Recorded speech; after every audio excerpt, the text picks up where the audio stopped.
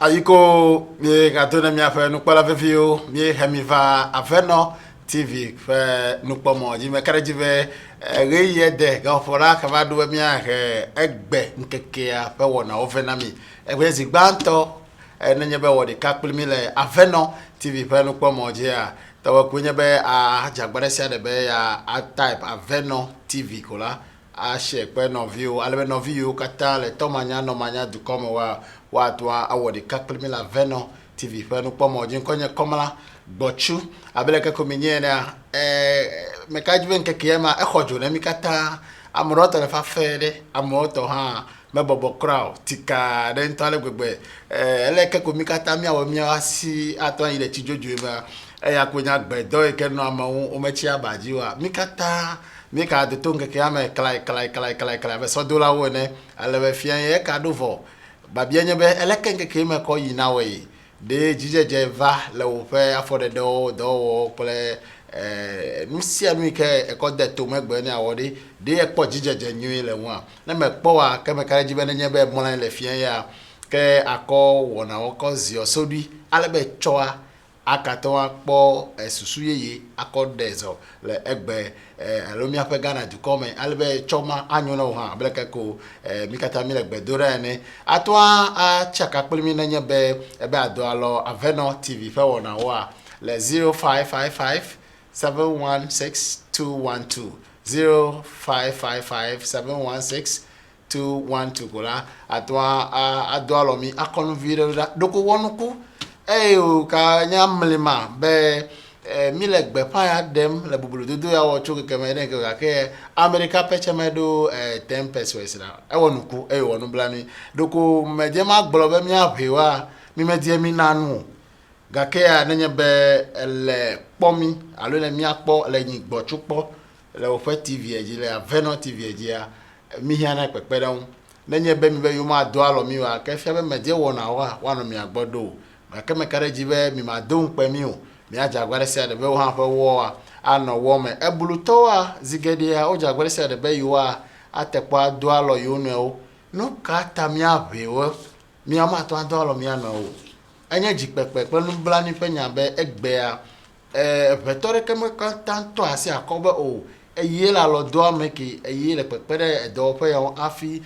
do pa la chichiu enye nu bla ni fenya le egbe nke jiga kama kaji be mauto akasima pe jiu be mia atrole ya kole bugedi ugbo mi enyi ba toke na togbiga doglo anuma adelia me kenye Aveno fiaga ayoka nye president na Aveno traditional council mi enyi ba ne togwe ayiko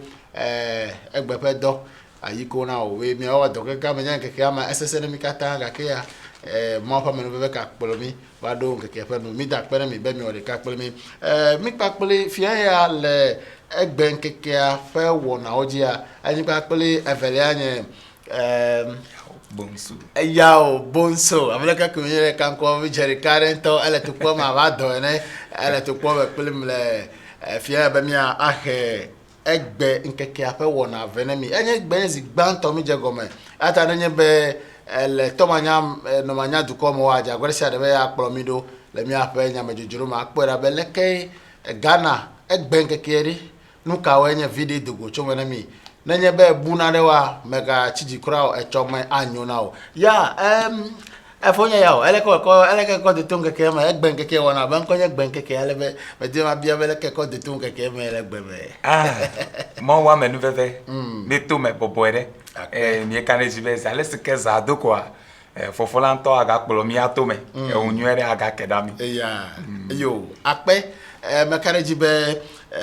mia adezo aho edomechuchu kwere mi trogbova me kane jibe nyajojoro domora le egbe keji aleba atwa ahe ya kpolo bugadi overe mita nupolao me kane tafere ke kro mia atrogbova kpele mia pe nyajojo yo kele mia sinami egbe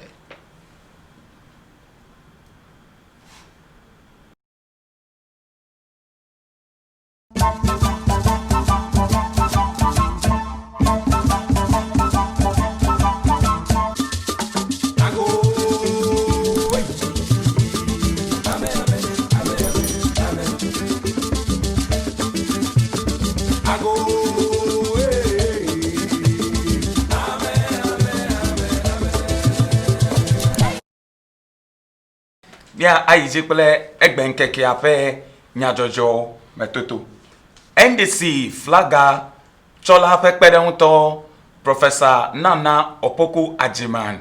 wo ta pekpekple amuganu to me fia ha bobo bovito bla ene dodo de Oti region me akpe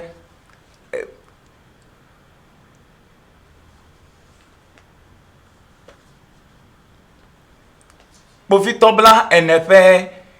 dodo de Oti region hena ngododo na December wi efiape akodada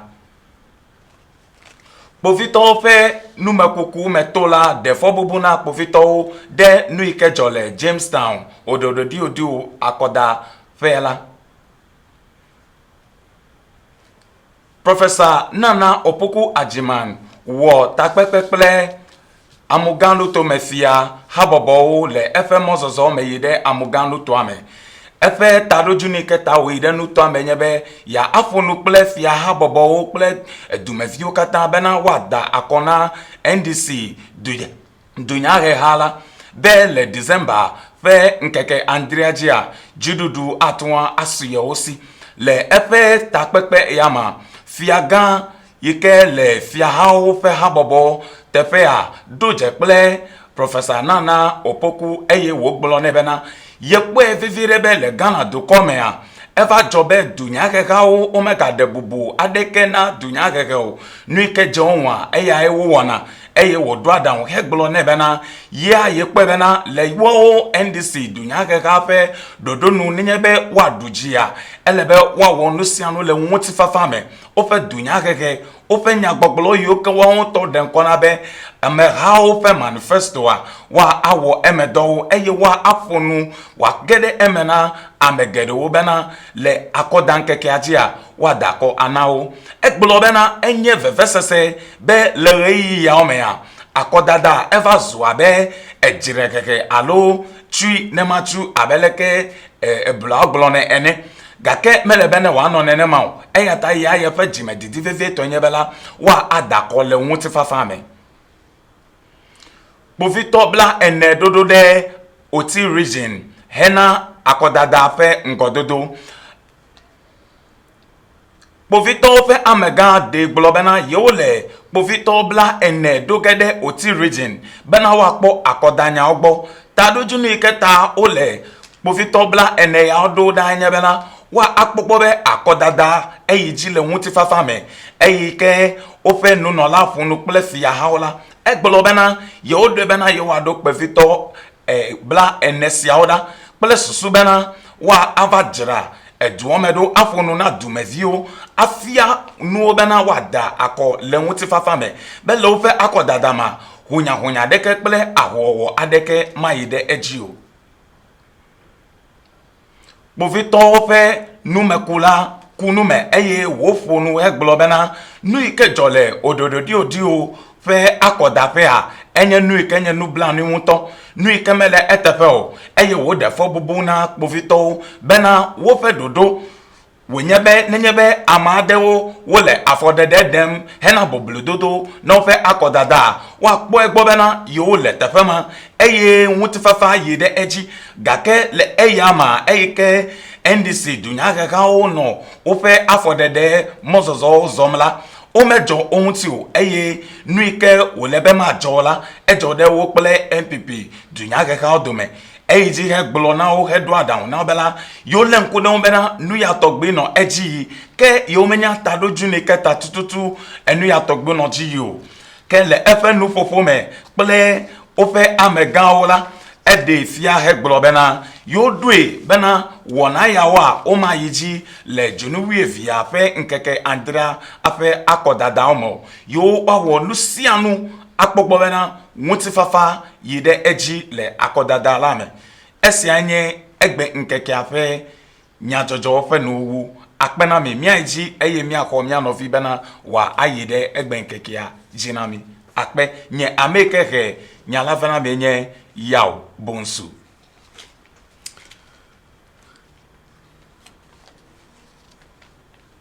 Yo, akpe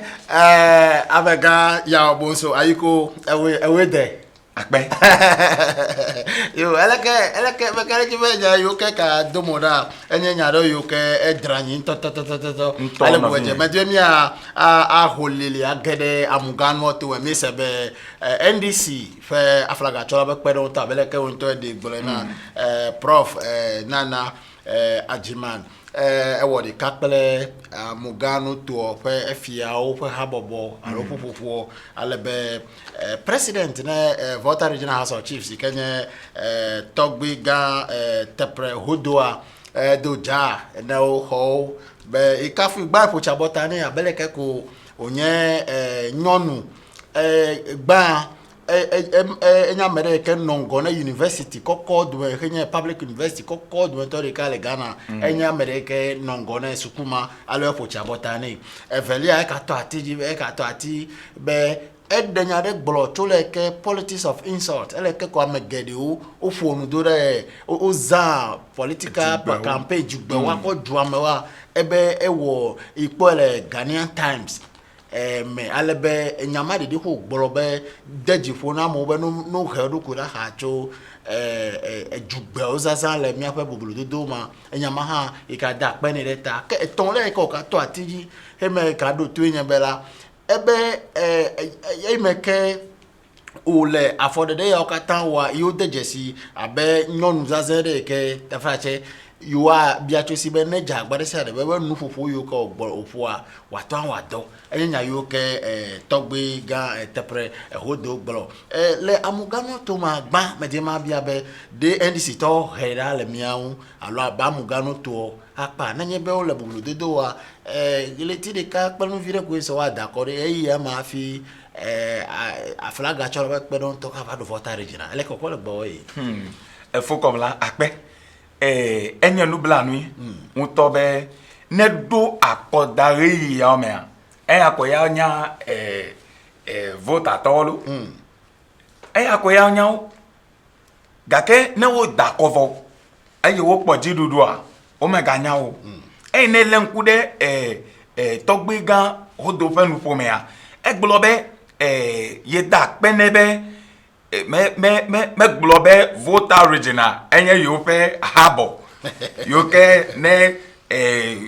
akodayo do afima ya la yo nya be o godo zigade we no be World Bank yes oko IMF chaka ko pero na bi baba enye no planu be ne do akodayo yo dia ka wo don kujibe te fede le oyobe Volta Region alo amugano to me yeah gake no da ko fokola o ngono bebe te fede le wo yo benuka amugano to me me ka de jibe eke professor opoku keyina ekpom ya pe mowe yeah ekpo tinya o le te fe mi ekpom ya po kade nyawe be dun me no te fe ya o kade le te fe le gake me se flebe o ti kade la mugano to ame be ka ne jibe ekpom nu yo keyiji eye ne be ni da ko na ovo enanye MPPO enanye NDCO enanye PNCO ne mi da kona over de o ma ga nwo mi be yeah me kare be eleve vire me ka be no ma fifia etro ebugba tro le ko no enchambe NDC ekoi ya wa be no ma tro fifie MPP me ko over o ha o jagbare se de be no wo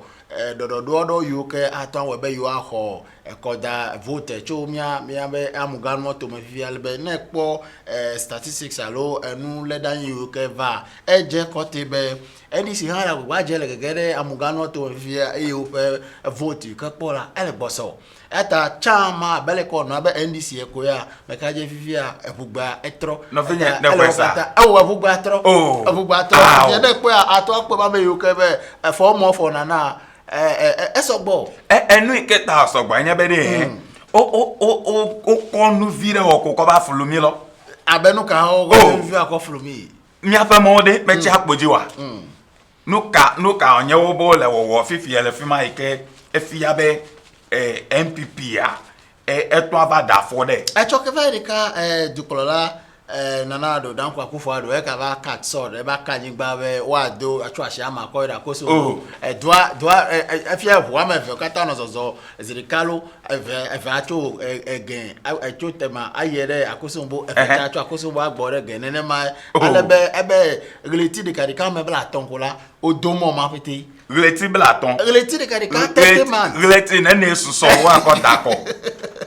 relati nene suso wa ko dako afi onyabe relati bla ton wa ko jira modo ezon afi onyabe e mo jajira do le ya Eke wo let's ye jide de o menya be mo jajira do le. Efe ya menya year of roads. O gbole o yo to de jesita nenye be o azu be do December kra chela mikale year of roads. Ba bia nya be efe modo do fefe ya be ko ale mekoko. Efo komla ba bia nya be time ka o vasiji. Eye reyi ka o dede yon to menu ka month of road. Alonu ka year of road dede jende ka alo jeneve kodo akodan keke ma eyanye efiefe emoja jirado a elebe mi ale nku de nu ya pete hu be mi o ma ka va dunya ade ke ma ka va do fufulu gba na mi amuganu tometo o le fufulu gba do ne mi etafe didi fo komla o le fufulu gba do na mi etafe didi endi siva ebe ya wokele no va no nya da kona boko o nlo be fifi MPP va obe fie enya no ka emo jajado pepe fifi fie yere eni yere no wo fe mi do akoda ye yo be Juneve wa e ga de Juneve de nde ka pla no fi de ko so ko mi akoda akọ ya fifi ya bale fie o danye o pikas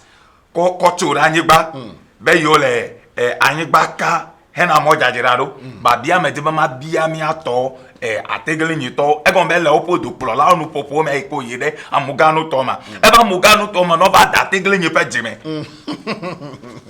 e ba na ti ba community na me de ategele nyi pe jime wa ka we meta le mi akogo ape mi ada ategele nyi o jime de e le bo no de fia mi be ta do junu le ple ta do junu camera ta mi ato ada ategele nyi o jime emeko ta fifi net mi do akoda yi o so apu wa no chichi na be mi da ategele nyi o jime enye efiefe enuka emo wa kemi fufulu gba ko do na mi o le emeko ayo ape mi afa nu pola fe o e ma jole amuganu to megbe alebe nenye be elenkure no ma mi ra gba je mi kon no tata ko do mi ga ke ya meta mi producer meta e ke no hareka ke mi ra gba se reje afi wona wu na mi ato akpere mi ahe no tata yo ke yia ele amuganu to mele india mi ahe ma ko bu gero mi ga ke mi adeso bata agede nyamubu yo ke ka domo da mi sebe MPP dunya up communication team member de kai kenye nana akomia ele gbogbolobe nenye be du comme vieux dakona yo lebe jiru fiako kaso yo sia nana do fe jirudu ka jego cho fa peve pele blava vodikea yo ajagba yo ahemia pe ehofe onemi mi asohe ba bienye be sohe ne le Ghana alo MPP sohe ko bo ahe ehofe ne elo alo lobe no we Ghana du ko godo fe sohe yo be no ehofe ne mia obo ahe ehofe alebe no he advance ele go advance no he ehofe na we dungo enye pe fe be ehofe ho he na we la kemi nenye be advance evoa related sia raison a wento abe sohewa ajagba anohofe we enyamare leke ko ho edeme bubulu dodo na ekoda da pe nya elo obe alo ebubenye na de keke MPP aton wa fo comme là ape po reye dere o lebe mi agana do comme viure mi ana ategele nyi ple soya dunya he hawa nyabere fufulu gba dodore esogbo nemi eva timi de temi an inde kemele mi aga o hiha mi kire de fifi so de temi an efo comme là menye edukele me miele obe affordable house NDC va ba affordable house o jagome fika osero otu na do segleme alo fika da moji a male ba fo comme là evo mi kale fupe le ma don koje na mi yede kofodia no to me dunya ha de ka obe gum on order le ofe station de ka ne po ekotunu yo ke tigbe to me egbe to reji amo le fifi ape mi aga na vio mi le ko di mi no me o me le popo dunya ha le va be affordable house NDC va over gbele fake ourselves NPP va over gbele ke gome kufu jede me kaiba eji ke gome atamos jede me kaiba eji fifi o le chichenami ategle ni dunya ha le chichenami zo be you are high economy oh tafra chelo faut comme là foflo gba yo enya de vi mi enyore na azo mo gba ba fele abolo ko bele mi anu be ye chi me gboka ba enya de vi mi enyu NDCple MPP de dunya help it no boy no taso foflo gba don mi mo no popo de yo vo be no way there is no way ndeke me fia kote be NPP dunya ha de aton va fifie aba haye konami alo mia poko fen wa do be yova le he alo yova le ndeka wo ba so he ne le Ghana fifie tu he wa do be do ma hin na nyema mi o tan di do pe monu ne so he wa ni me kare be party ya do e ka wa le ho ha ne mi a so he fifie le fene ga kanu kata wa do be yo to gbe you call you create a do pe monu popo za do fa mon popo sumia si le Ghana za you head over ekele keta wa ka do no ka ha economy ho ha NDC tolo alo MPP to yo le ho ha ni gba ele ko benu ko ho ha ye la yi ope fo ko la you for them call be propaganda me leke ma ko me nye leke ma ko le fe gbe me tutu be enye do ko mi anan ko be nye fufulu gba do enye ezelele de taname bo ele petere MPP ne menya so na de kalo menya de no me de ke fia be e da tegle nye haje ko we a pogbo be imelenu ma pogbo yimelenu ma pogbo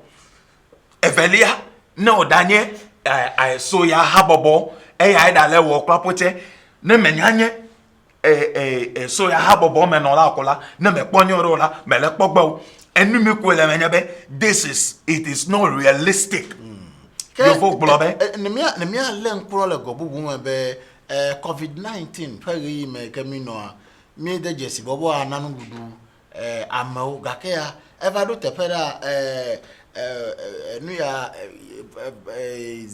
Zanet Rollins American MP na kole klotia eva gbolebe le TV3 na joma be amau ko to ke cho MPP alo na menye member card MPP card la si okola o ma ndu na me o faut comme là kelele fifi la na nyama ndu ha ko metala mona ke wa ba do no de 5,000 4,000 6,000 7,000 akoka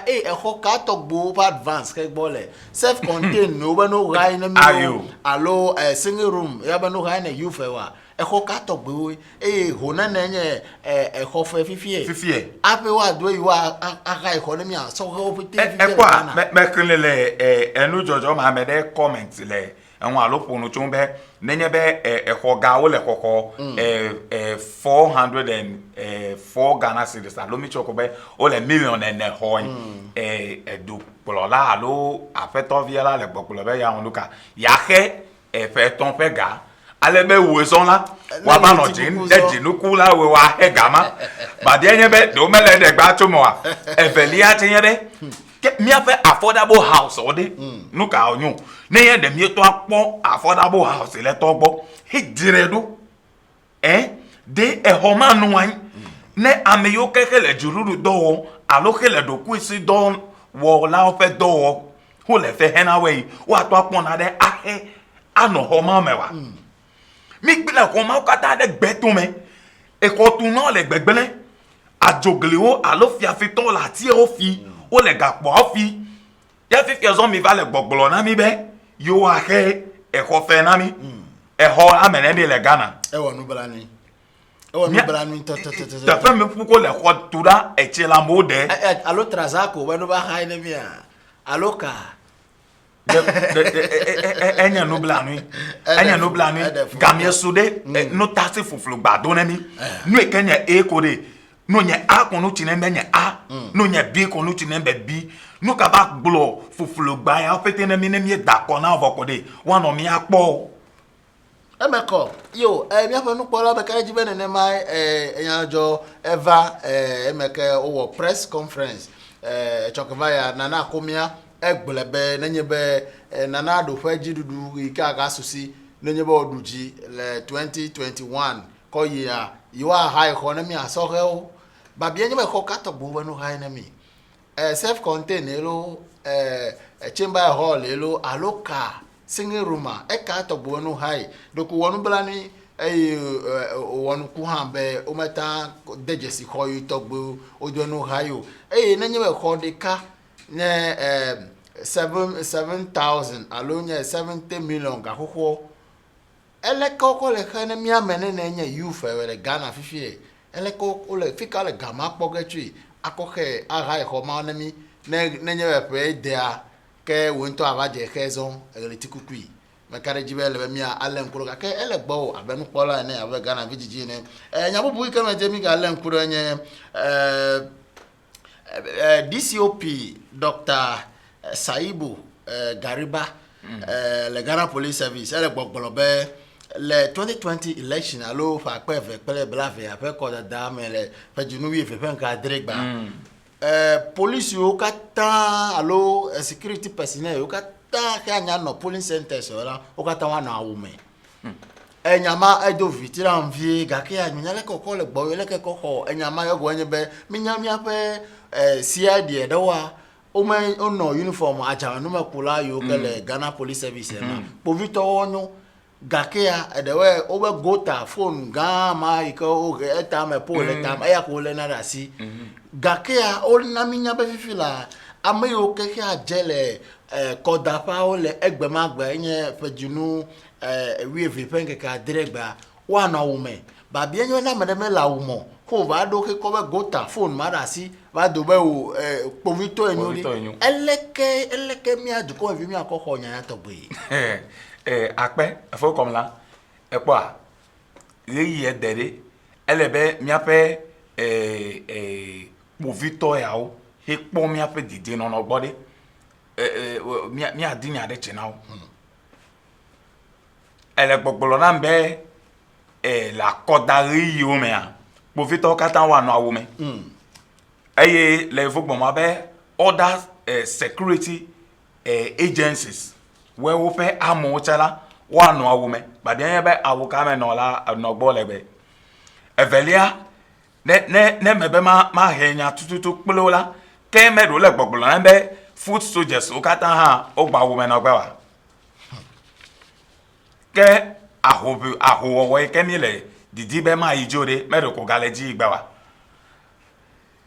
nyate pinye bedi awu ayin nyate pe Ghana jururua eya na nyi eya enye ofe nwusen gake mechanism nwusen me la wa me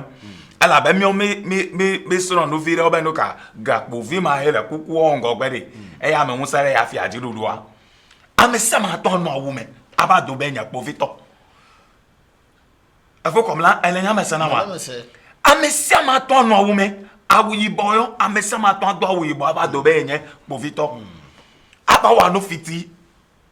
tani ebe jesi bubu de lewo ko lewo degbe emi anya be nyate fe tito ameya enyanya povito re no dia forma no de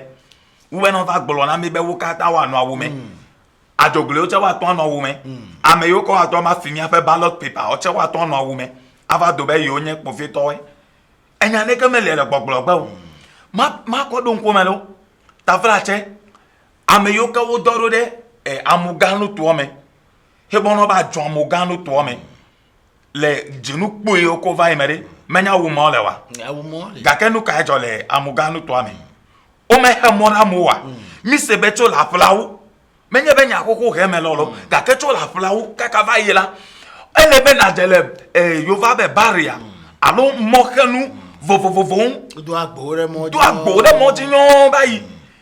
wa kunu mekplo ne menya ko wa fowe wa nu vevewe ba bia nya be ame ma de menya wo mo le wa nu ka po vito pa mega to wo chun meka eto na contact nu ma jo le tefe ma enu ma kata jo ne mi aji fifi mi le gbogboro na be ame yo kata hanu akoda piela wa nu awu me ta enyama enye do viviti na vira imesa gomo ta no ba de me kare jibe enu ma to go tutu do mora le ayawa so west wagon o SWAT team poli dake wonu ku be me ko bia gbe povito wa me ga no gbogboro be yo me jesi amema o yo me jesi o afo kata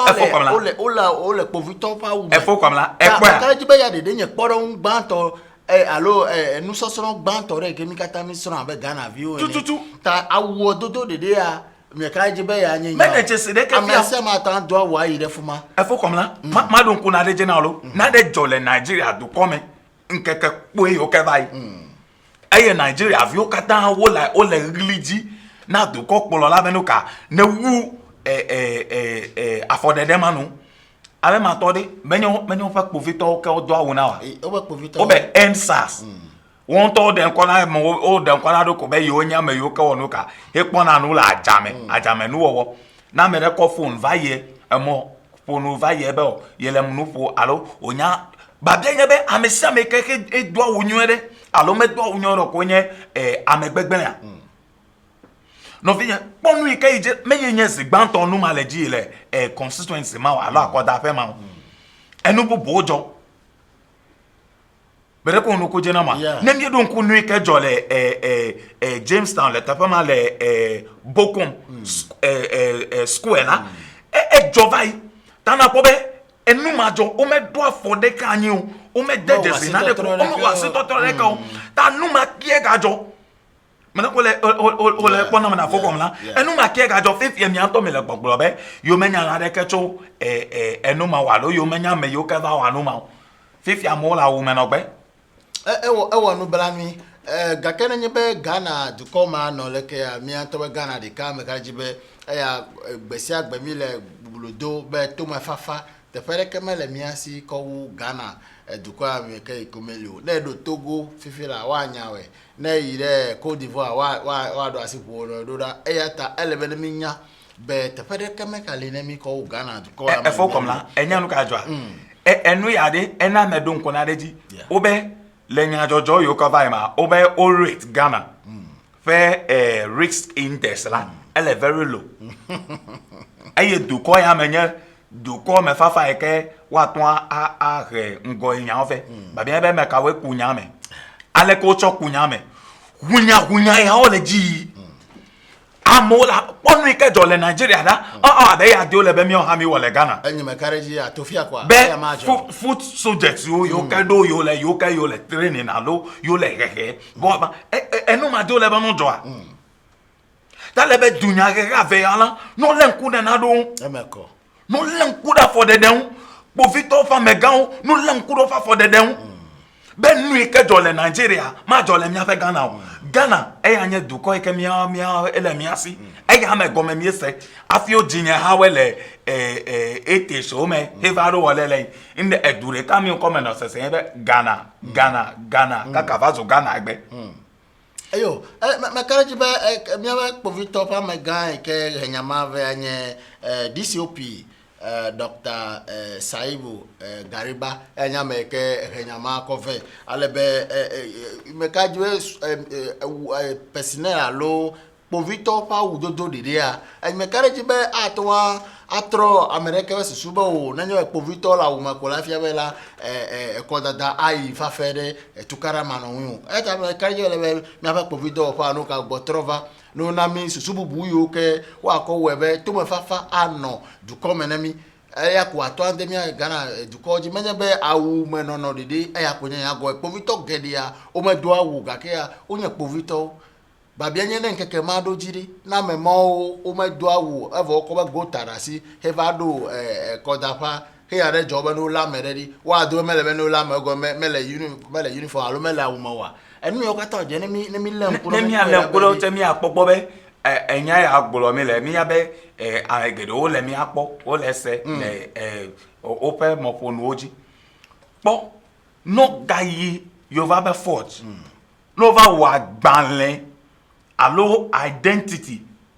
la jame akode ame osi no akova no mi afia be yo nya povito o ava no no gbegbele wo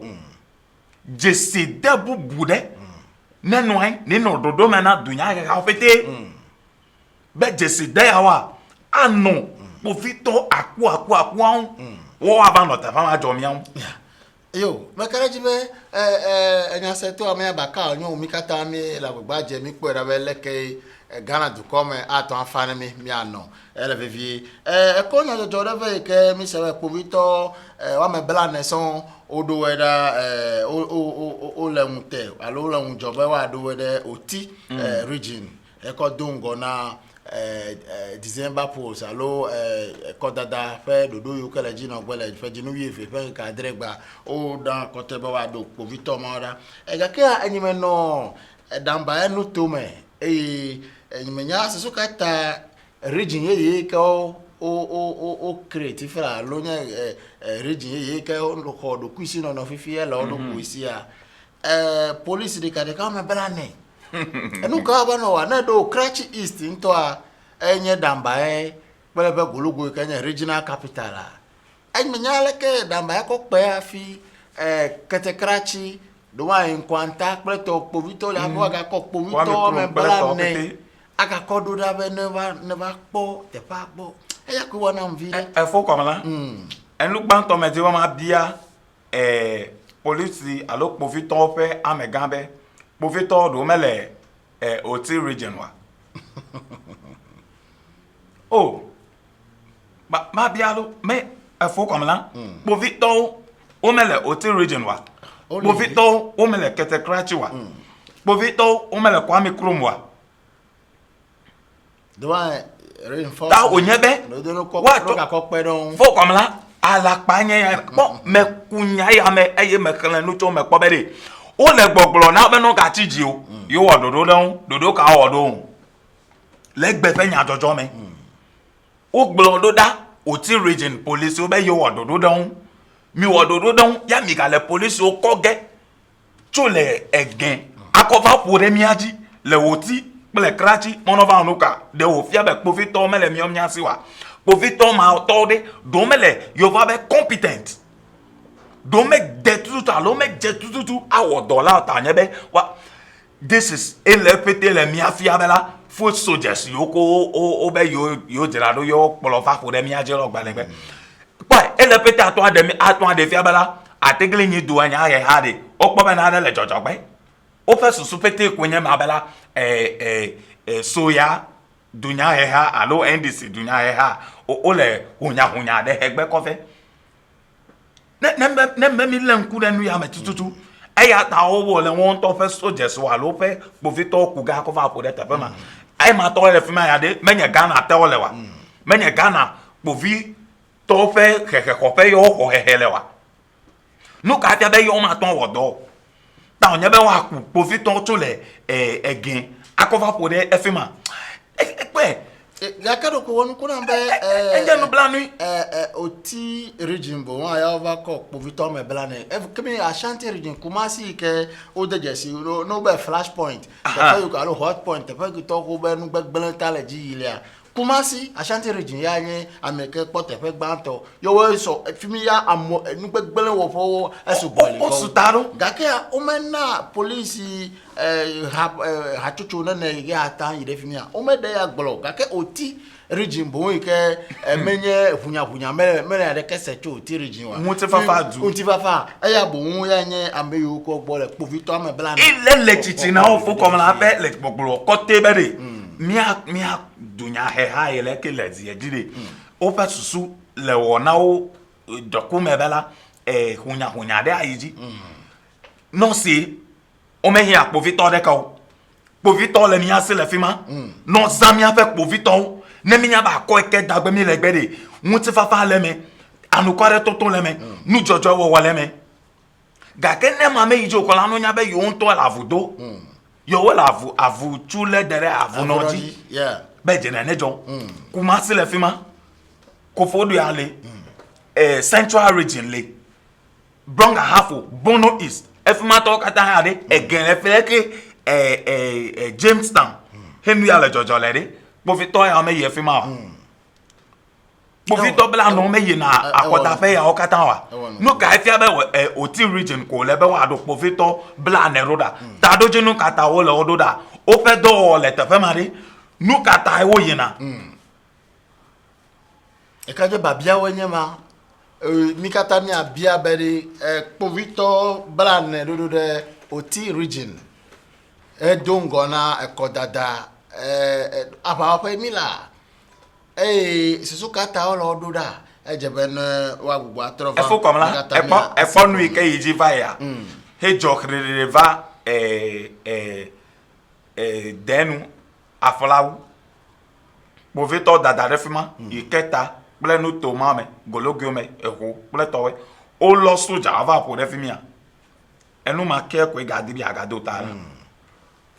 enu ma ke ko di bi agado tara eni akopon mele tale be dodo never ewo nuku ewo nu bela mi gakia me le mopom be enu nyuito a mi abenu no la wa we press sube to me fafa wato ano dukome ne mi abeleke komikata mi diene mi adezo mi se be egbe ke former president amekeka flag achola na NDC dunya ble ha EJF nuke Greater Accra region alumia be gen edo fa bulo dodo gome alebe ne elem kure ya jo apobe dukolola chole vota nto ko evado again fifi alebe gba eje bulo dodo gome enuka na mopom be wanye bedasi ego be efe ekpere nto a professor nana eno gbogbolo be mele no ju America gake anyime lenkuru alo me dejesi dukolola kokwo pe bubulu dodo reke ke ozadugbe reke hareke onyime se ya gake nenye be I stand to be corrected nenye boss be jugbe ma over ke elebe nuka mi no moponi chowole yo ke kwa do ko dada me be di jugbe ma o nu yike obubo atwan wo akofo no na mi dukoma view be mi adako na yo a mekaje ya nu ke mi kata mi no moponi nuka no moponi cho dukolola akoko pe bubulu dodo ke gomo jegbele genu to akpe fokoma mele mokpo be mi afa dukolola akoko a pe mo zozo ya gban ahenwu ti fafa ve evelia opo won to den kodan pe manifesto abe ameha ope manifesto hello people's manifesto yeah people's manifesto eya menya ko gale de fia du kobliboa Ghana du abliboa be wanya be tado junu ya ota yodi be no gabugbo da akona yo ne yo agabugbo atrova tani mele mokpo bela epe mozozo ya to egen du koblibo la katama anya wonte fafa gban evelia ma he hunya alo juju abele ke on to le gbola akofe o aye waizi ajira epe tado junu na dukwa ameyo ke wa player wa play ameyo ko mele play go wa o mele play go ka ke ya kata amenu veve ne peleru yo akpe former president his excellency John Dramani Mahama EJF bubulu dodo gomele gen nuto mele egbe alebe mekajwe tefe gede oyoke oje gomo hoa opo ofe video alonu yoke dio le chugba o si ke egento wa nuka di gento ha ole benu secho former president boa mekaji be yakolo bu gede ha adogbo mia aiji bubu wike kavanye ayariga ele gbogbolo be no gble mi afa vote de yun na mi da sele MPP pere NDC benyame alebe eko enanko epe bubulu dodo ya be waste your vote on me anko ko never waste your vote on me mi gble mi afa vote de yun pere se sube ya to anduji alebe na nye jirudu ova ebe mi ape ngoyan mi apa si chacha nuzo wa mi apoto trolo le Ghana du come ma nyobe mi ape dunya pli ha vi ya wa ukatawa ta fufu alebe wa to anye third force alo party sese ton le de ke ata mu NDC ple NPP akofo anyi wa ko be America de ka party ya to gbe baba wa fu komla akpe oh ayariga ayariko oh okay bon amezio globeri imenyalema me ko le bloge ma be ma banye ejugbe alo begbe manyo sasan gake mi amo mi po jipo ho mu fe ava di ba si me gbadori le po kete ka ba je fe ko oh asime gbadori kaka dunya gave mi kanoji antoja no dunya ha ne me pode ba bien be taroju nu kata ojo lukata me to no dunya ha ma me eye wo de fi abe ye nye polo la nyu ye ke atun apolo dunya ha mi atun apolo Ghana double boa onya be na wajo avado ya nto fe ha tanu ka fi abe eto le Ghana du ko polo ge nuka e defia e pe pokpolo pe quality sore e anya nuka e do kwevo e tinya odi mi ape lord mo nya odi enu ole miele mopo be wa yideji gake efe bubulu dodo be no gbele ye fe vote de wa ha pa si cha ole amesa mele wa si cha na do te popo de be we choba akosira gwe adenta kule gologo abi o ke no moji apo be ya vi kra ai be ko gede modudu oji o ayariko ala be se be do be me ya nu vi o ai ale be gake enyi fa enyi aba America ne yawo enyi aba America na ni ma bu be a party okenya party vivi okata nyemenya nyebe le nuwo nyebe o meduji o to ha nya yo maduji o gake ya o no gagbelo menya na o he gade na o le emegbelo alo no do tepero yo ken no ya brochi no do ba yo nye presidential candidate kwa edwa nvidia de leme na o ya ta o ya medema gblo no zube melere ke pole na de modi adari ya kanowa elebe na troy na gbenu en mogbo okwe fifie evazu le Ghana du koblibo ama do ko bazo abe US Republican we pele other Democrats we ta fifie NDC pele MPP ovazu Republicans pele Democrats we ta abale ke gbele ne yon ton nu gomesese ano doma wa tan fufu akpara be yiwa to amu atigli nyi ple so ya akofu an ha gake le ri ya o me a menye nku menana bobulu dodo ya togbu e ga hian ke bon amike mi o mi pobe aton akpolo Ghana dua ayi den goa eya oyo me mi ano menya me ka va gbolo na be asichacha ayiji ya pere asicha laun ya pere agbele de laun ya po mi afe monya ogbo ya po mi afe honya ogbo kule to ogbo ko mi ada ko nevo avachi anyu awo ta aya ha na yire pe no jajiraji ame yo ka wa plena wa plena ebeko wa no to jajiraji ale ba me wa plena wa plena yo aya hemido nya jojo bubu yike ka domoda chokava mi sebe nanado danko akufado amekanye mi ape president vakanyigba le ashama be wa adomo cho ashama kai ko de akosombo alebe emo ya fe didoa wa do le gliti wa me blaton wa me gbe kwa ke owu emo no alebe gbetaga eke ka nanado fajidu bosia enye 256 million euros beye gbetaga 256 million euros alo gaya bo akodomo cho ashama akoyide akosombo no to alo mo anye doa carriage ehu ameve atogen ayere akosombo ehuame feche ano sosomina so ano alonu no kaka ha kofa gen the number mo wa do alo egbeta ga 256 million euros aya ya wa doma mi le year of roads egbolande dongo gake ya eni mi le nkuro wa 30 months alo relati de kare kama bla ton ko wa ko do mo ya me ka je relati o me bla ton ya eno be fe ame ne pe ngbe ko do na mi me ga ko meta wo fifi ke na nye be mi chobe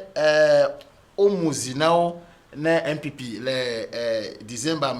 me ka le moya doge akowunu babia nyama ekpo a enu ya jole NDC fere yiyo me oja mododo gome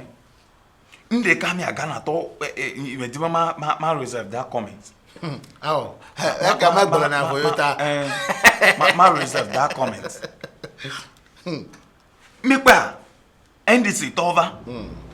wo jamo dodo gome mi pe kote be o jamo dodo gome gake mi aga na duode mi va zu de kume ami o jagome ta dojo nke mi abe mi ada solon wa wenu a bi be mi dogora ne mi pera me me kai bi ko ategle nyireji fifie wo ya wodo fo nkeke susweme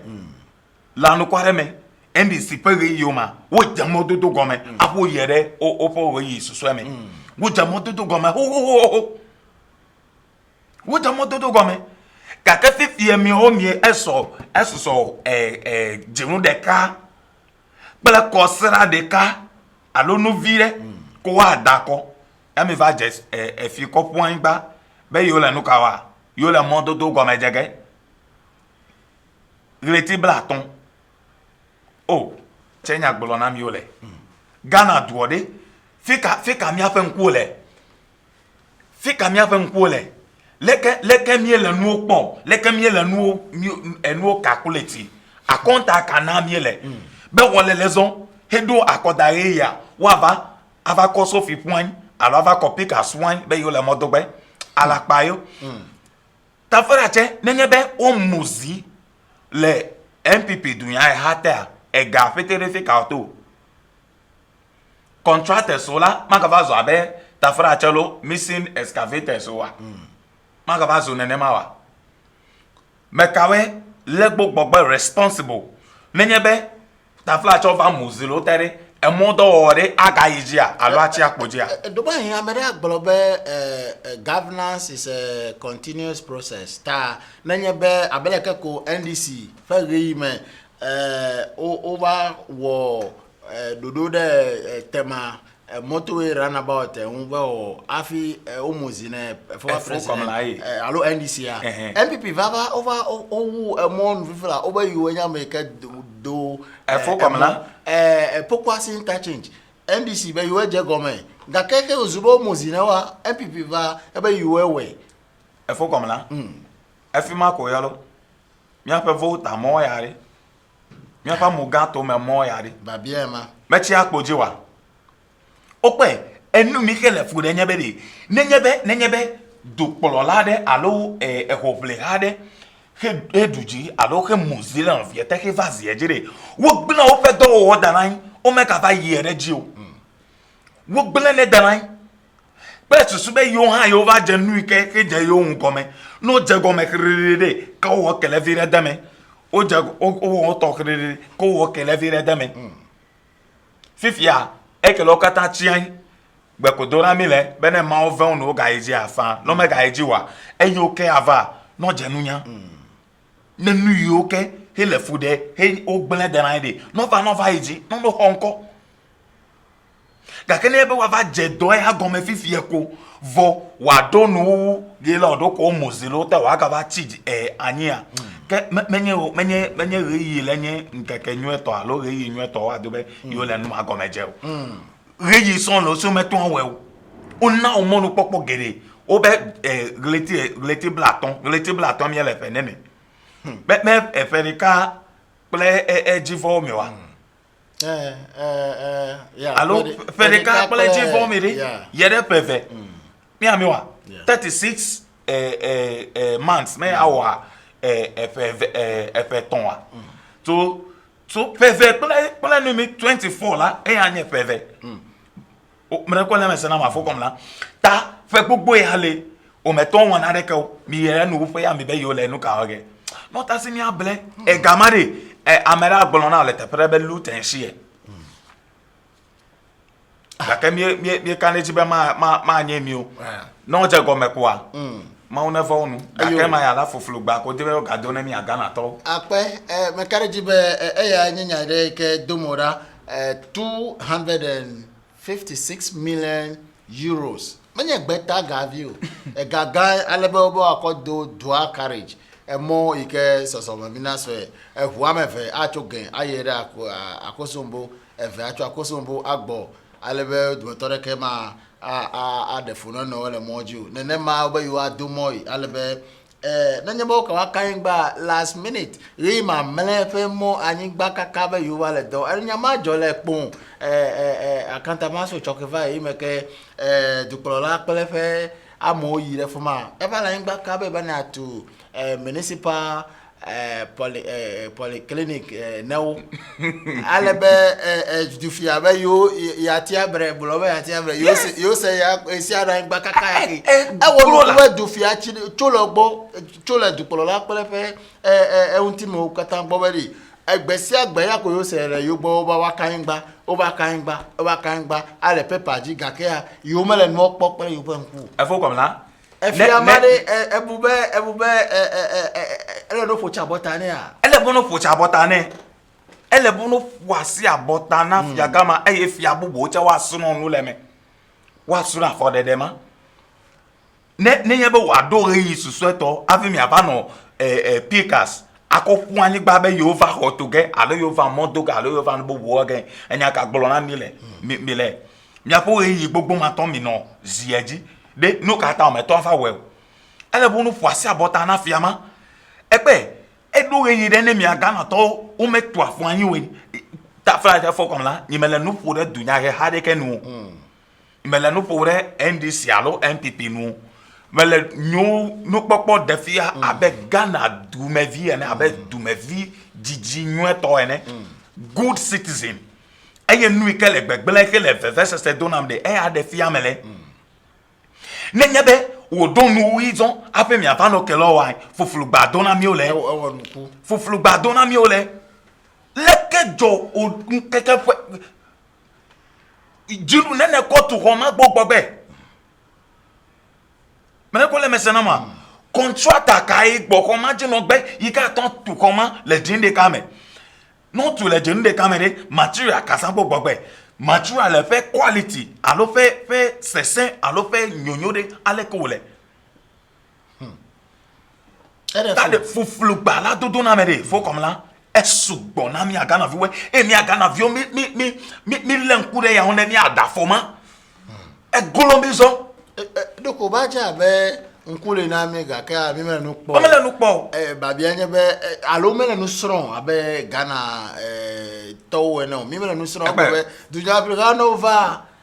ene o ka ba bele mi anu le ko da fa re mo fa ko la mi kata mi ka ba da ko na fo comme là o mele nu sron ke mi ba ja si funu bo ame o menyo imenya bele wa ba no iko ke mi le fi ba mele nu yo kata jesi ya o po le gele unti be o politicians wa fufulu gba ko do na mi le ko mo wa gba fo comme là o mele nu sron evelia o mele afodede nyeto deo na mi lenku de NDC fa re yo wa enu ya odiji mi dole o be nyolo mi tutu go dangbela mi MPP never we mi apete mi lon reje be yo mi ara se le MPP wo never we fifi MPP ka vazi eji mi po fe don na we o fa for dede re isusu to o fa le enu ko point be yo le hotugbe egele le didi MPP menyolo NDC ne po valo PPP ne gbogbo valo PNC ne gbogbo valo ekele ne gbogbo valo mele nyonyo lo ba bianye be abe Ghana du me vi onene de vasere sky mi ajanunya eye mi a ododo nyu eto ele teƒe yo akpe mekaɖedzi be miaƒe nukpɔla veviwo nenye mi le miaƒe mɔ gbɔ Aveno TV ƒe nukpɔla dzi le ale be wɔna ƒe ŋkɔ nye egbe ŋkeke ƒe wɔnawo ale be ŋkekea ma menya be ame ɖeke ma gblɔ ko be ŋkeke ma yi nyui ɖe o nenye be yi nyui ɖe hã ɖeɖi teŋue hafi va ɖo aƒe me eya ta koko la agblɔ be ŋkekea edzi ŋkekea me sesẽ ne yi kple susu ɖeka vetɔ be nenye be dɔwo kale dzi na nyui hã tukaɖa ta la ewɔ be ɖiɖi va teŋue le ɣetrɔ be kpa dzi eta me ka dzo ya ta mi do ayiko ne mi gbã do ŋgɔ ƒotsi abɔta ne be mi ka gblẽ miaƒe ɣeyiwo be yewoa anɔ miakpɔ nɔvi ɖeka ve ɖewo kɔ ƒe egbedeasiwo kɔ ve dada Benis agbenya-dzi ebe good evening my lovely family akpe dada Benis be wɔ ɖeka kplu dada ya megblẽ sia yi be edze be mia ana ƒotsi abɔta ne mele Ghana dukɔ mɔ gake ya wɔna ɖeke mele ko mi wɔ le Aveno TV eye nyɔnuvi dada ya mewɔ ɖeka kpli mi o ta me kaɖedze mia ƒotsi abɔta ne tɔxɛ ɖe ebe agbagbadzedzewo ta edze agba esia yi viva ebe ayiko na mi yo akpe mi xɔe na o miafo Vincent ebe ele miakpɔ tso Western region akpe na o mi dzagba ɖe sia ɖe mi adɔ alɔ mi subscribe ale mi atɔ ayi ɖe YouTube kple Facebook Aveno TV ko la wɔna vivi yi ke wɔ mi la mi atɔ anɔ kpɔ mia ŋutɔ ko akaka nyanyui la ne dukɔwo ame ɖeke ma wɔ ne mi abe ʋetɔwoe ne o ebulutɔwo ŋutɔa wo ŋutɔ le bublu do ɖe tɔwo hafi le dziƒo yi ame sia ame be wo bulu le agbagba dze ke babia nye mia ʋewoe ɖi agbagba ka dze mi le abe ʋewoe ne enye na ɖe ko dze nyikpakplo sia mi akɔ yi ɖe ŋgbleme sia nɔ tama bu be ɖi agbagba ka dze nyikpakplo sia tse mi le be watoa ade mia dzi miafo Bright Edem Ziko tso kaka US mi da kpena be wɔ ɖeka kpli mi dada Justine Mawunya tso tema dada Justine akpe be ele miakpɔ mekaɖedzi be mi di fia ƒe nudzedzi ɖe sia ɖe ne mia katã yiwo ke le mia kpɔm Kobi Innocent Kobi ebe good evening to you efokɔm la yo akpe mexɔ agbefia na o tɔxɛ ɖe be mi ɖo ŋku mia dzi eka be saiko ekɔ asi dzi ne mi be mia le dɔ dzi kekeke ayiko Felix Vinyo ebe leke efia ma medze agbagba kura o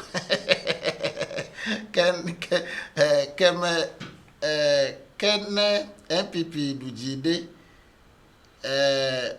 fia la ate ŋu anɔ anyigba ma ok be ka dzo ya we adu da anɔe abe fia ma jagba ego ne je be kpɔrɔ no tata afia ro ko do asire dukpɔrɔ la be ku no jola ewe nu ku na efo comme là eya le fafia be de te Ghana avion zon de te miawo la fo comme là enu ti kɔnɛ mi donc la be de etso gbelemawo kotoku hele ti akɔna we de tenwe efiama anɔ anyigba dzi eye afɔdede nyuetɔ wɔ imekpɔ nu gbegblẽ ɖeke le ŋu afɔdede nyuetɔ wɔ na me ɖe wɔna ɖe menyo wo le mɔ gbegblẽ dzi ko ɖe ɖoko le be na gblɔ ne te be la nu le wɔ la ele mɔ gbegblẽ dzi menyo na mo be dze ŋu ko evo eya tse vo gake na zikpi na nɔ xɔ gba xuin lɔ pekitɔ be xɔ gba xuin anɔ xɔ gba xuin lɔ gake de bonso efia nene ya atwa tsitre ɖe dukplɔla be ŋkume agblɔ ne be atsi ne be nu yi ke wɔe la me wɔe nyo ata no dzo le yiwo gbɔ efo kɔm la meka tse edzi ɖe le fia ma sia ɖe gbegbe efo kɔm la enye nu ka dzɔa be do kosi be na ɖe dzɔ le Kumasi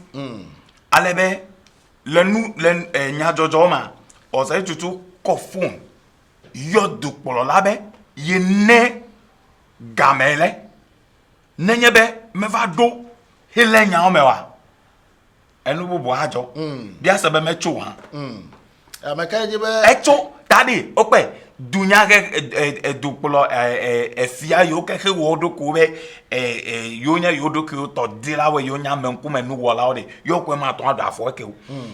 yo ko ma tɔ ado afɔ ke o gake nenye be enya wo afɔ de yo fo be wo right enya wo nu jojo enya wo enwe kenye ton nu ko lebe na wo wa chitre de wa foji eye wa wo nu te pe wa da fo le togbe ne duplo la ple wu no la o ple du me fi wa nya be de e va glo azon o ma se pe nu ke jole Nigeria de wa jole mi ade o ayo ba kare je be for Vincent ba be o ba na ba bia be ka efiamade a na nya be MPP dujide ana anyi gba ma ha be ka je anyi gba ike duplo la ba le kaka fi ono ko to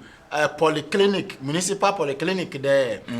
pon la ele ba bia be de kare nya MPP dujide ana anyi gba be no ko dasile no ko to emi ade no ko to clinic de yo ha efo kom la enya no ka jwa menyebe anyi gba hun adasilo ya hun nya kodolo efiala le gbogbo be de efia ba ngbedo do yo ka do le me wa le ti wo doko yo le no opo le paper di no metata ko po yo le yo me le no opo le hun ti la do da fifie va ti we ne no ma do hun ti la ko de jo me ka va gbolo na mi me ka va do ngba na mi de ne jin no mi ajo de wa ba do be edu yin kuku na mi o jo yo ape me ka yo mi akọ do ma chochokpo ya ne mi trogbova enyabubu ro ka le kevie me ke mi alele asimu ke mi akọ gbeto ha akọ abele no go mi akọ kwati ke mi abe golo kwati le egbe me ka ta pere ke kura o mi atrogbova cho do ma chochokpo ya ko vo egbe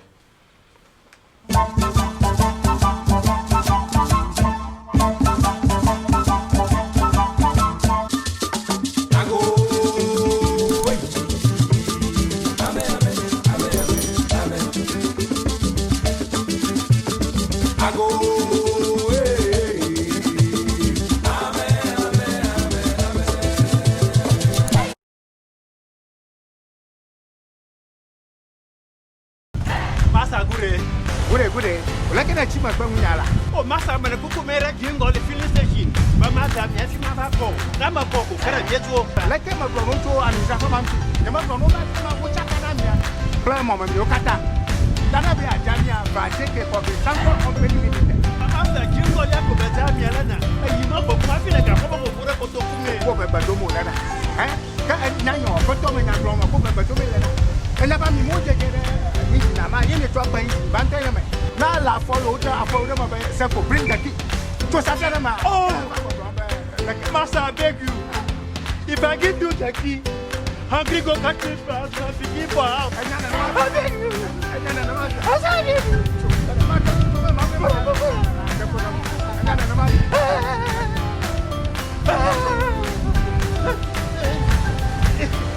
Tana jiba imenya kudola na be kwa kupaiti na doji ko Vajamile JK Public Transport Company Limited oba mi do amidra ko na shele na la kati jomanto plakele bypass la moye ya tura tima kuna da kwa mi ba ko la ko ko chaka na oba mi para Master, merci. okay Merci. Nyamanga kimbo ya inga. ni tila tanka na msia unani anya file tanka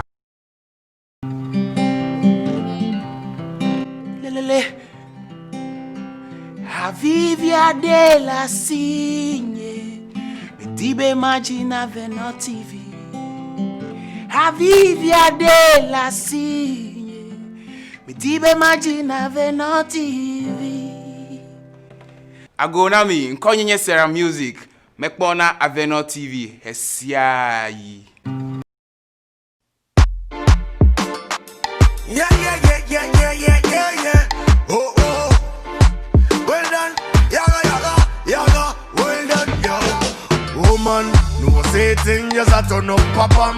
Level like one bigger than before, pop-em. You brighter like the sunshine on the show, pop-em. Oh yeah, woman. Yaga, you name it wrong, you don't know. Aveno TV, madness to the fullest. You must watch out and don't know. It's a real station for Volta region. So watch it and make clear, man. Bless up. Beautiful eyes, I see you all day, all night. The best in me life. Akpe mi afenu kola vevio mi aweka trogbova Aveno TV penu pomo jimile alebe wona afenko enye egbe nkeke afe wona alebe wona ya mekajo enye wona vevide ke ma bia twasi ube chu nkeke ma ide nkeke ma tekpo via kpolomido enya yo ka domo dale nkeke ma ajebe hana nya meka chi tokpo mo no vigede ono ko nya jojo fe ya odibenu no hase alo no ewe dudu alo no bubu yo ka entertainment mojaka de no eko gake ya na nya mede ke me ho nya jojo alo me do to nya jojo paper me nya jojo jujuru me yo ka mi wo na mi wa ka be kare jibe enu gede la weto ana apa me gbere ka gbe ko be no de jojo wa be wo imele seseo ke mi fia be do me gba be hape vo ne ta ja gbere se de be o de ka kla fe no TV alo mi ano video ke le fe ni gbaji ha mi ato akpo go me gede mi a weta mi ko wona vivisi akove de pe gbe me do mi ato an do mi we de ye vo gbe ma lo bulo be gbe me ga ke ba bi enye be enyi pa kpolo sia e hele fi pele amugan mo to mi chodi ebulu toka ele obe ebulu gbe wo de pe gbe me na we na se amento yo ba kpele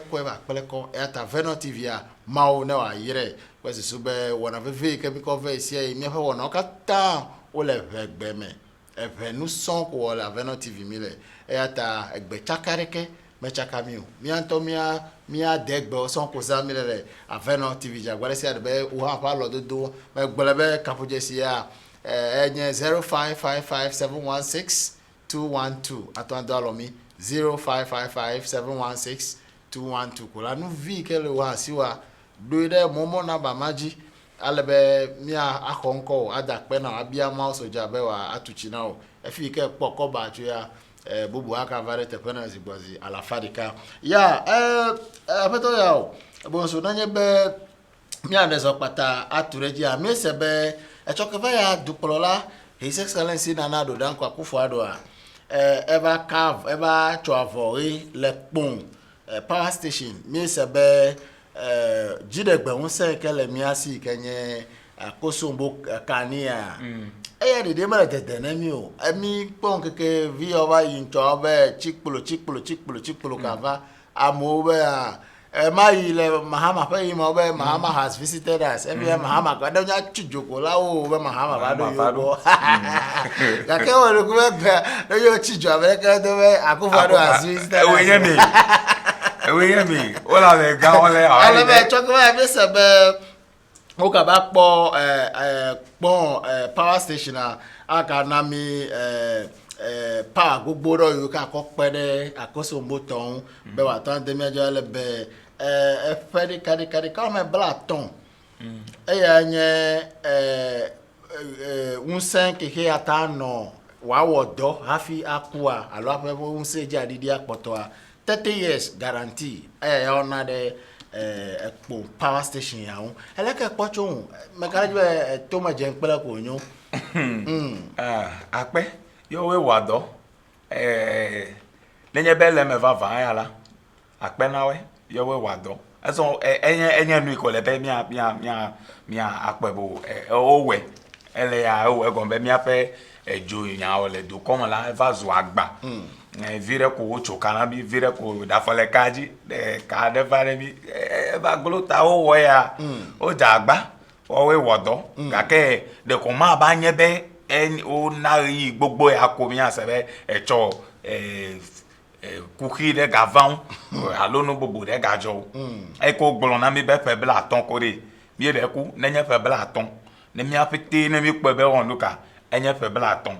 wo wodo mo won e yira we yo ape me kareji be ya ha edomura chokevai edupolo va to avori le wona vive manual mi le mo pombe nu nyu gede o wa to anva nya bubu yi ka domura ya le tikaren to be about 30,000 names expunged from new voters register EC Bossman Asare egbelebe ame million we adre ike pogome ngoronko ame ba pe blaton son o matan adako alo nenye be elenku re susu ike tawa mi o matan apogome le koda dame to gbobo ngoronko ha nye be obe o dale sepe dodo yo ko jebe no ko zoji afi adakwa owo o dale seji alebe enya yo ko fe ki alebe nenye ba medical ka pe blaton ma pogome adako ri kesi sukata go na mo ngoronko e fo ko la gba mi ame nene la du ko me mi ame yo ka le du ko me ne be ame akpe blaton ma teun adakowe kenya ka gbolo na mi o le fifie o be o dale seji ese ka ji o dale mi ba me se me ne yi e va ngolonko ne ko nu ka o da si nu ka birth certificate passport ne ala si o e ga si o mala si o garanta ameve ne no asi we new le de o la me won Ghana card bele towe tanu ka afia be amede gada le seji me ka mo le dale seji do me deje o me deje se no no me ame yo kele nkonwolo chu nkonwolo pe kakaka breku fo comme là elle pendant là chu nkonwolo pe kakaka vado photo de pe kaka vado te pe ke o le pe wa dasile wa ko dagba le vien ona we to ma memegbe o be na kava do epo be anko nya le fimi alo mele wa na kokko dagba le vie ra se na va yi nega yi va we fifie mi le chichi na mi so bo dale seji ese kaji enya ka gbo na mi o le o pe a enu ya go o pe aton we be de dunya gaga de ano te fara gbo be de o de yo fa me o fe nko le mi o de yo fa me o fe nko le mi tani nyebe ame akpebla ton kele o fe nko wo de le akodagba ni emen ke amene ni le soso gba dako abe ona mi se go abe ame million wi adre aya ngolonko eta na nyo ame million wi adre ngolonko a 17 million ya people registered ala fi be 30,000 la yo ya o ma to apomo adako emeka ka ame maori be Ghana to onyo wa se kaji ko da ko webe ma o ma na mo no popo no dako no ko chia amegege anya dupolo la na mi le Ghana fo kwa mala ekpe a enu ya he nyonku ide na reji ele pete ajede de fiabe o le wo okpule susu be no gbolobe ame mato gbolobe wo ficho Togo alo to duko bubu me va nlo pe nkola enya leme efuma kwa mere pe susu akpele yi Benyami enya leme eya ta o de o fun koda tade isi fe luka amega ikepo akodanya alajiri never de nu menami kude ame akpebla ton yi kepe nko de dale akodagba lemede never de nu gomenami nu ikatu tonye voilà hoda never come na mi Ghana to chito ne mi anyabe ta doju ne leta o ma to adako ga ke le ma megbe ni yebo ma to de nu de go be enu yata yata ma to adako wa kemi fo bubu de ke alo excuse alo na de ke me le ke wa gbolo na fifi wala ame akpebla ton ya o ma to adako e wonu brani enya no bla nu e wonu bla nu to fifila be ame akpe evo vole to nya be o me kwa mo ha pen kokko dugu na nya be ame o pen ko no va de jara do ka mo wa o ma ta na mo no popo bubu o be de no ino ba ngoro ko no ko wa no exhibition exercise o ba kwa gbala bu da de nchoma be October 1st be no ba amono no ba check o be nkokpo de nko le agbala mera ona nu chuchu gade ke vanya be amo be nko mele agbala mo ya tofika ya nko tofika fifi e ka me ama akpebla ton ma do yo nya mekao Volta region lo Ashanti region lo Western region lo fika nko ya o atu ama akpebla ton ma tan pogo ma da ko evoa me kare be esovie elebe mi ape politicians one mi ape electoral commissioner elo ano serious de mi an fifi ego anyebe like no legia do ko ba be do ko le mi couple just kele ko evo look at that you for be they are joking with that look at that wala ko de pele mi Ghana vi wale ma va titre den dogbe babialo nyebe o wa mistake hallelujah babianyebe ekemino Ghana card wode o mena re yiwa ona re yi de amomeva gbogbo to fe nko mewa ona re yi ta enya ka gbolo na mi isile Ne do de go never de nu me ku de nu. Enu ko jabe no wa do nyu to. E wonu bla nu to be Ghana egbe 21st century wa ka no mi akọ ploto egbe mo wa do fifila na nya me bla ape bla to mari ame ma o de yo wanya meka o fika o le apaka ala po amole ho ado no wa sitotro bedi ame o chawa tanpo gome ava ngolonko ame ngolonko COVID-19 ko be mi kata mi dogo mi ko ngati bla che mi bla ngoti na mi dogo na ba ngolonko na me ngolonko ko fi o be dale sejita ame mama to dako me kare jibe ya esisofi na mi gakea ni akpo era be nuka tutututu enye mi ke lefude babi ame bubu pe babi e ka vanye be Agbeli Raymond ebe mi ale do wom komla pe efe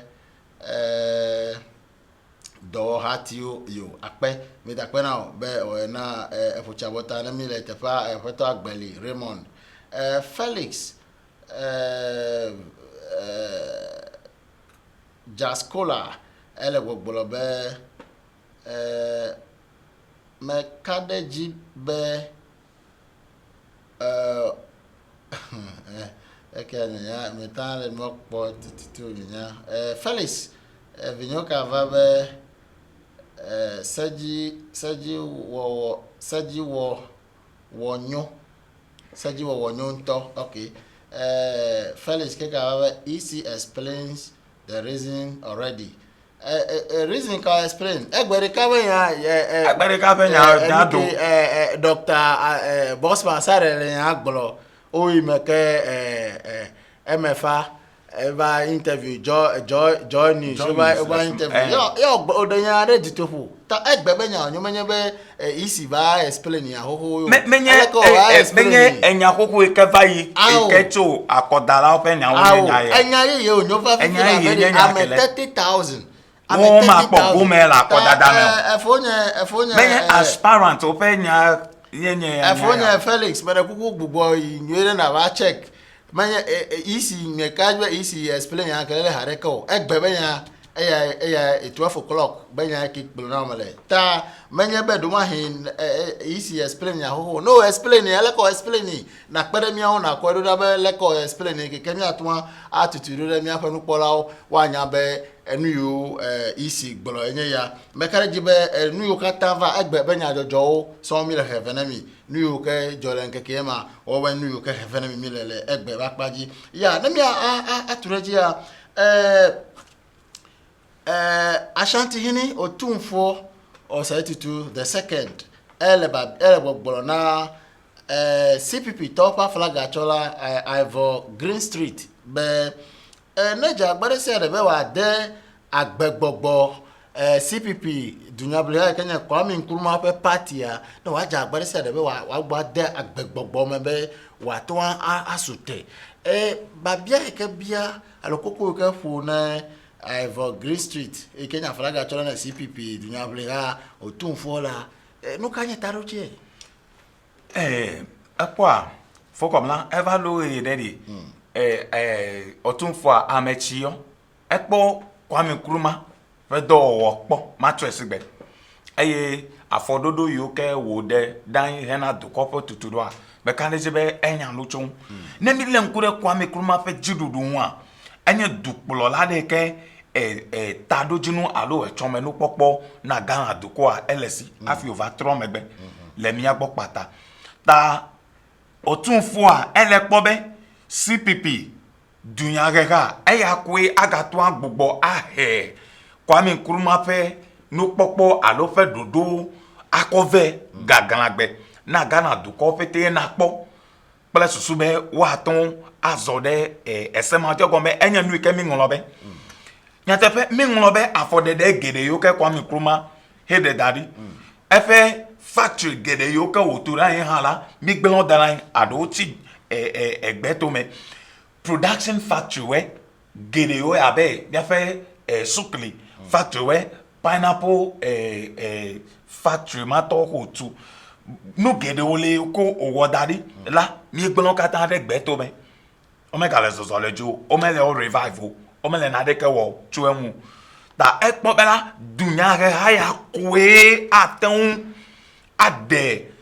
afọdede ma alo Kwame Nkrumah fe dodo afia akokpolo doko aide kana nyigba anyolaji ayata ya ha enya ikogbla enya letefe tututu dukplo la alo dunya he ha ekele titre de na CPP a nekpera neko Kwame Nkrumah fe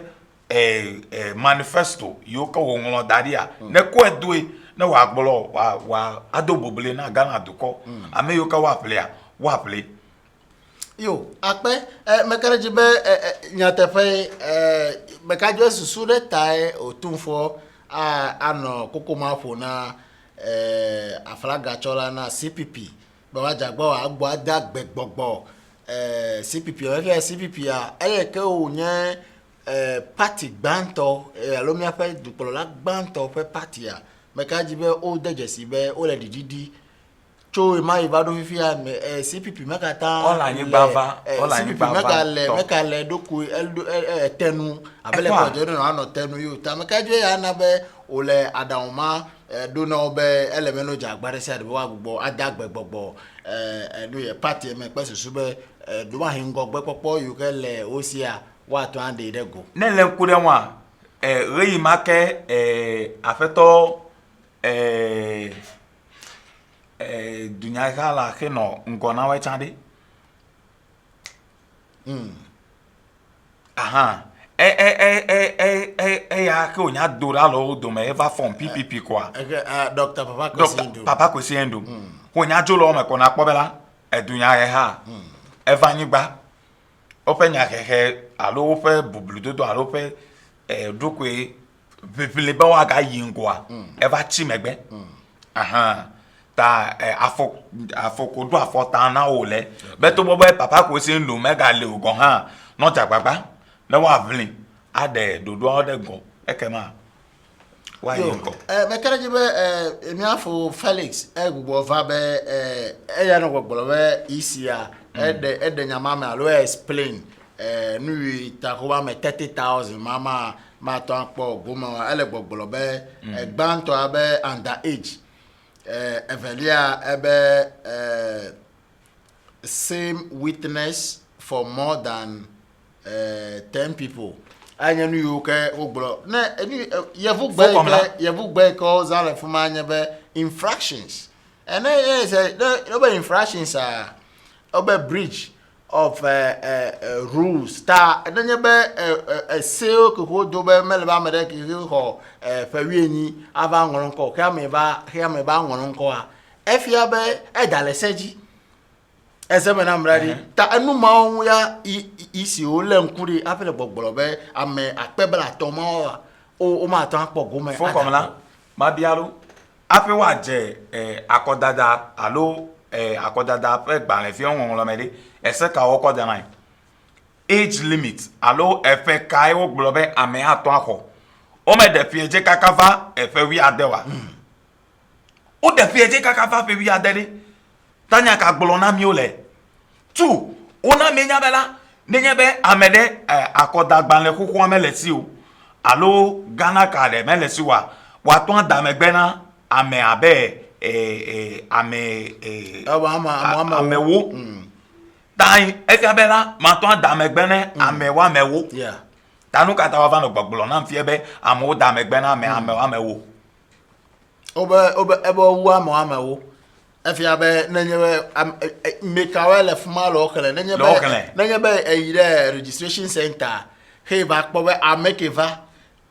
ka gbova ke eko card ego be ne Ghana card me la si o ma to ande me na me alo ne wo ke me register ho wa ma to ande me na me ta nenye be o fe nu ye electoral commission fa nu ke edowo la o letefa hole no yo ka tanpo na mo amereva ekpo be ba si devegetu register ho damegbera mede mi ka na mo yi o ka ba damegbera ka o ba wuzi bozi amewo a menye me ka di nya ya wa do aba ko fela be no do asi ameke talk nenye be nyi me enyi gbochu me ba damegbera o me ka ba damegbera Mr. Sarah me ka ba damegbera Mr. Festus me damegbera amewo de ya me ka va polling center o ka na mo no popo meka dem gbara mebubu ameke le megbe dene ya amenye ya anya meke wo fodeda ameke america ka ko kele nu ma wa america ka mo emo yo ke wo ko le nu ode mena indication wa verification machine de be le wa ka ko anya be di ameke edamegbe huhu na me ta meka je no do to gbe ya Ghana me zo ka po Ghana enu yo gboro na mi aka no gboro to gon jeja ka o gbole fifi ame apebla ton ma ke gboro le no nya NPP to yelo alo NDC to kura po a egbele nu le party e nri America kura che mi do nkuji tema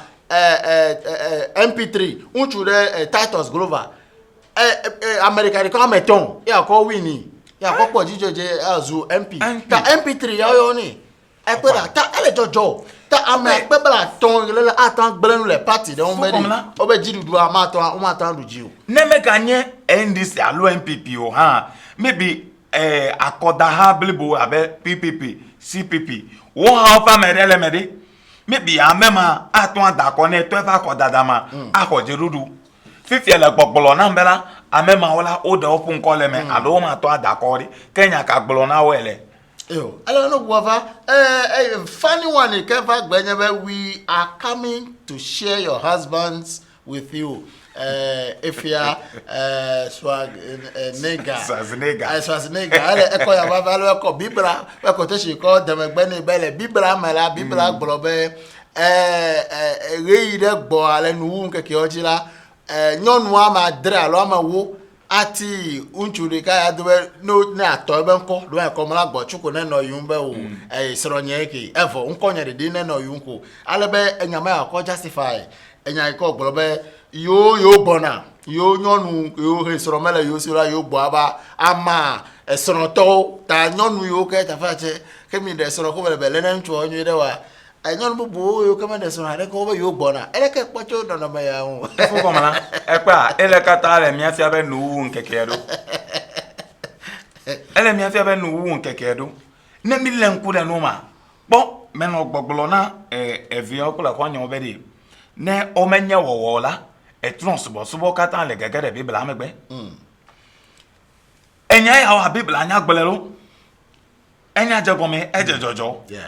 bibla bedi adun ke ka bele ke gbelene nchureka nyonyu wa ma adere afufu na bo we ya na mito won ko kola no yo mi be suno ko minye kwevo aya le gomeje ta suno toy me yoke ho de suno o lo posuro nchu wa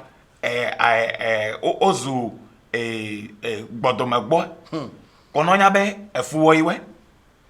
egombe nugbelen la ya ela jame de nugbelen la ya le klalo bene ya gbelenu jata onye kenu danai ta he nya tutu so orora ko de ta nya mi egblole menye nya jojuro ko gblole one elebe mi le nkono mi parabe nuka le jojo gbogbo de demegbena no mema nuka ta nya mere sron ko yo diwe ni oba makle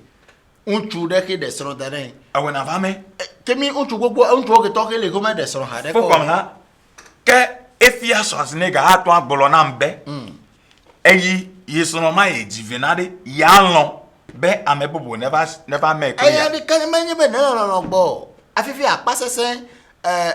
jido do oponu nenye be jiwe ke 3 ke atu anyi ke aba ko nyon de sron le si apasese la kemi efima nye kametepe ma ojemi kata mi apera be le kemi awei nenye be ole nyanya ya na keke meduko godo be yo gbona yo nyonu yo ke sro mele yo single ladies yo gbona aba ko unchu yo ke desron ata nyonu yo ke tafache re po de ke be menyo na yo amere ya le nku cho sro ma kokoko do ngo menyao e fo kwa na onyo do ole ya uchu ala gbo be menyo na yo ole ju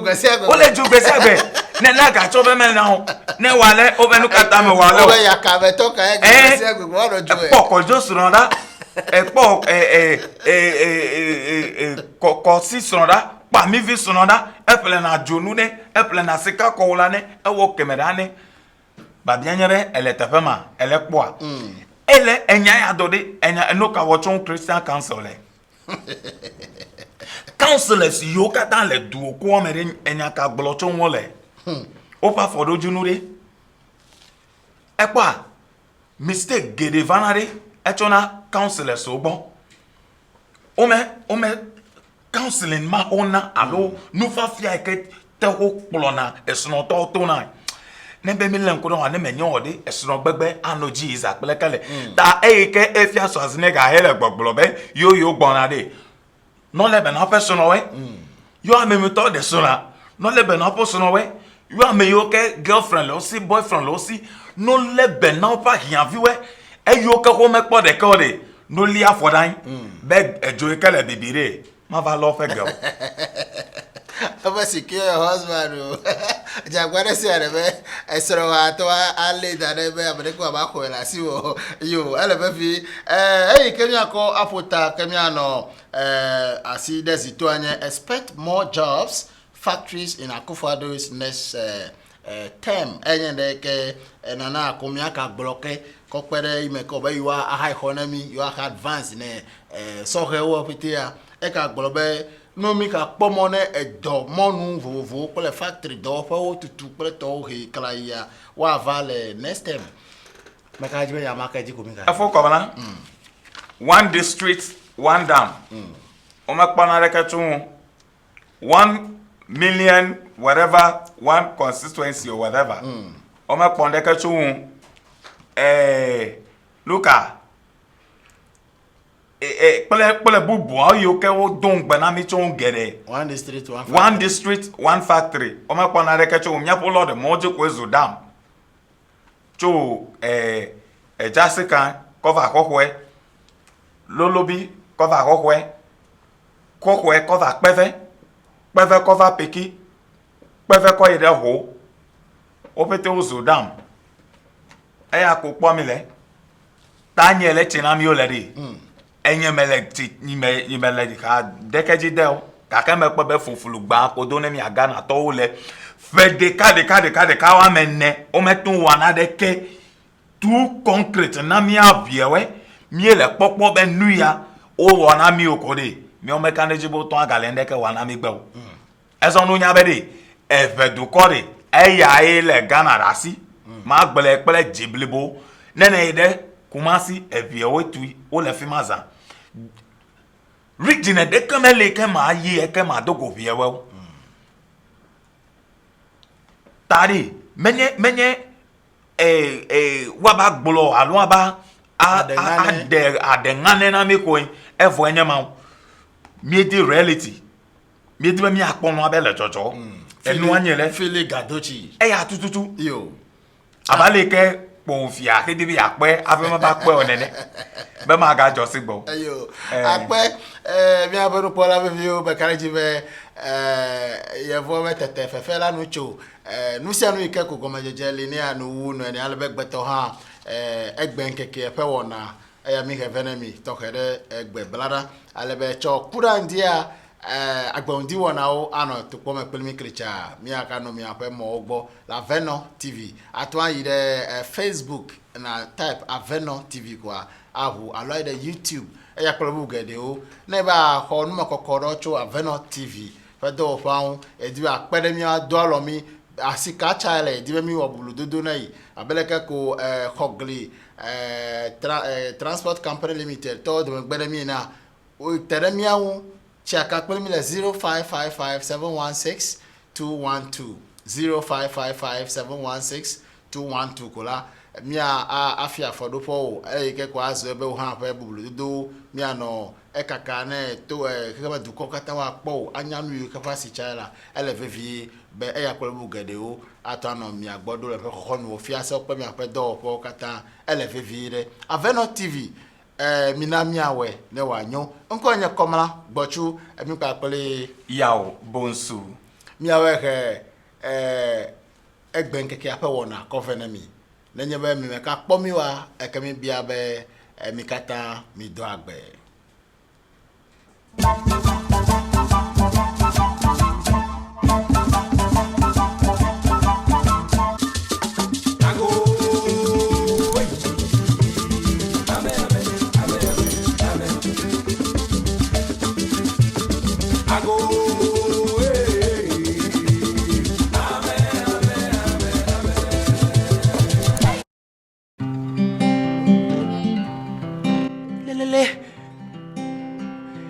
Avivia de la Signe, Medibe Magina Veno TV.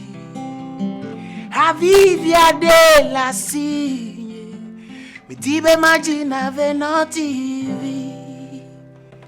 Agonami, nkonyenye Sera Music, mekpona Aveno TV, hesiayi.